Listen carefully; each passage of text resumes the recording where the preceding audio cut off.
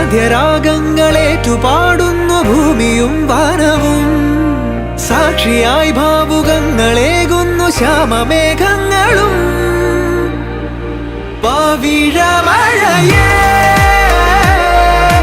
നീ പെയ്യുമോ ഇന്നിവളെ,